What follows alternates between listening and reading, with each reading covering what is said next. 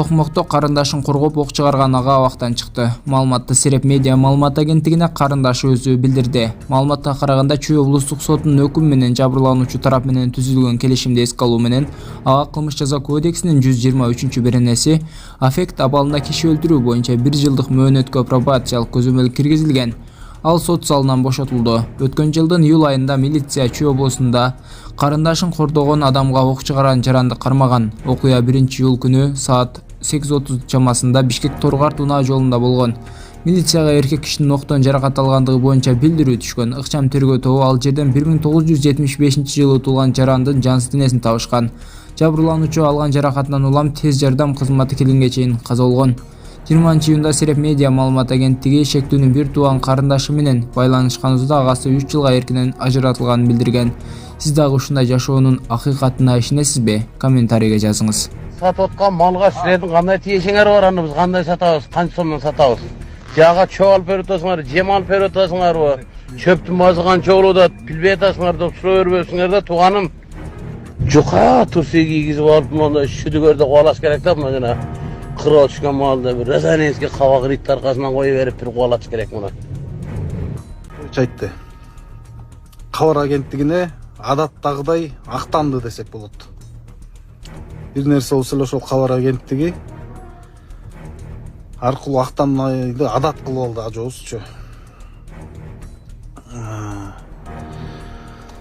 Садыр Нуркожоевич ит кууп келаткандагыдай, жоо кууп келаткандагыдай шашылыш түрдө конституцияны өзгөрттүңүз эле.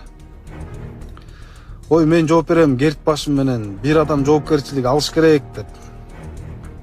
Башымды балтага кое салат элем, тим эле мен жаман иштесем атып салгылачы дегенге чейин барбадыңар беле. Эми туруп мен билбей калыптырмын, мен билген эмесмин. Сиз билген эмессизби? Же атпа десеңиз болбой атып салганбы? Бардык чындыкты айтпайсызбы элге? Садыр Нуркожоевич ушундай бир калпты айтат. Калп экенин оозунан чыга электе эл түшүнүп калды да. Оозунан чыга электе эл уже калп экенин түшүнүп алды. Жок дегенде бир жума биз анализ кылып, ойлонуп анан өткөндө калп айтып койгон экен деп дагы болбой калды, андайчы. Оозунан чыгып атканда эле калп болуп калды. Эл түшүнүп калды да. Министрлерди жөн эле коюп эми урдуруп атат, калптын үстүнөн калп ойлонбой турупчу. Акылбек Жапаровго вообще эле Кудай берип салды да. Калптын үстүнөн калып турду. Анан президент башында, өлкө башындагы адам өзү калптын калп салынган каптын оозун ачып атса, кол астындагылардан карап турабы? Ошол кишиге карап түздөнөт да. Алар деле калптын үстүнөн үстөккө бостого урдуруп атат. Жом калптагы мындай чеберчилик менен бир мындай айтылыш керек да. Ошо калпым билинип калбаса экен, өзүм өлкө башчысы болсом депчи. Урдура берет экен, ойлонбой элечи. Өзү айткандай урдура берет экен. Конституцияны ошентип өзгөрткөнбүз. Конституция кылып. Бир адам башкарат, бир адам жоопкерчиликти мойнуна алат деп. Башымды балтага коюп салам, тим эле мен атып салгыла деп.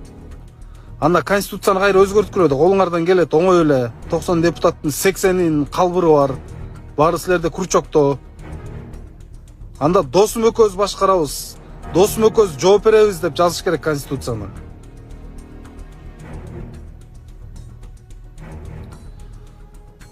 Эгемендүү өлкөнүн ушундай ведомствосу, ушундай кызматы, биздин коопсуздукту камсыз кыла турган кызматынын башчысы президентке баш ийбесе, ага маалымат бербесе мындай операцияларды. Анда Садыр Жапаров бүгүнкү өзүнүн актануусунда өзүнүн никто экенин, өзүнүн эч ким эмес болуп калганын мойнуна алгандай актанды.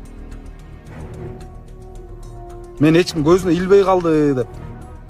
Алдын ала мага эч ким маалымат берген эмес, бир келишкен эмеспиз. Сүйлөшкөн эмеспиз. Силер сыяктуу эле мен деле интернеттен окудум деген, бул мен никтомун, жөнөкөй эле жаран катары болуп калдым деген сөз да булчу түшүнгөн кишиге. Жандай эмеспи?